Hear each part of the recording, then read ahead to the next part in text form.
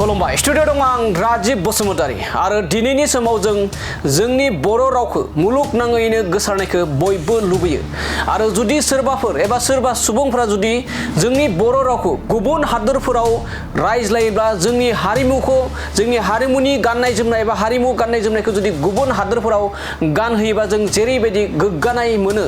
एबा गोग्गाथाव जायो थिग बेबायदिनो बिटिसिनि चिफ हाग्रामा महिलारि बिथाङाबो गोग्गाथाव बाथ्रा बुंदों बर' हारिनि रावखौ लानानै बे समाव खौरांगिरिफोरा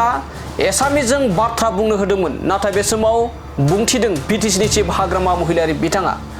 आथिखालाव रायजो नाङैनो एबा रायजोआव मोनफ्रोमबो हारि माहारिफ्रा बर' रावखौ बुजियो आरो आं बर' राव बुंबाय एबा बिनि सिगांनो आं बर' राव बुंबाय बे बर' रावखौनो एसामिसाव दानस्लायना हो होनना बुंदों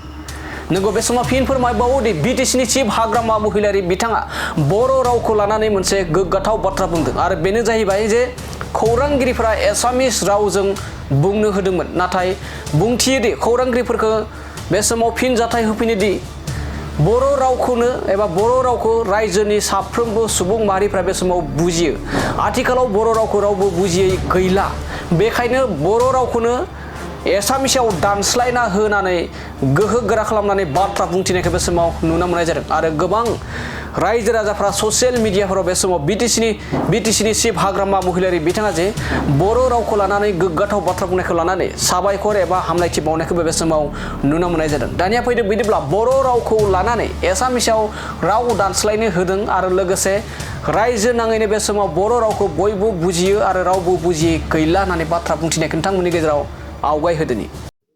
बर' टु ट्रेन्सफार कल अखमिया सब जाम्बा सबै बुझिबाय आजिखालि अखमर মানুষ সবে বুজি পায় না নাই সবে বুজি পায় বড় ভাষাটো এতিয়া বড় ভাষাটো গোটেই অসমতে বুজি পায় আজিকালি আগত বুজা নাছিল এতিয়া বুজি পায় দে হৈছে বড় টু ট্ৰেন্সফাৰ কল অসমীয়া সব জাম্বা সবে বুজি পায় আজিকালি অসমৰ মানুহ সবে বুজি পায় না নাই সবে বুজি পায় বড় ভাষাটো এতিয়া বড় ভাষাটো গোটেই অসমতে বুজি পায় আজিকালি আগত বুজা নাছিল এতিয়া বুজি পায় দে হৈছে বড় টু ট্ৰেন্সফাৰ কল অসমীয়াত সব জাম্বা সবে বুজি পায় আজিকালি অসমৰ মানুহ সবে বুজি পায় না নাই সবে বুজি পায় বড় ভাষাটো এতিয়া বড় ভাষাটো গোটেই অসমতে বুজি পায় আজিকালি আগত বুজা নাছিল এতিয়া বুজি পায়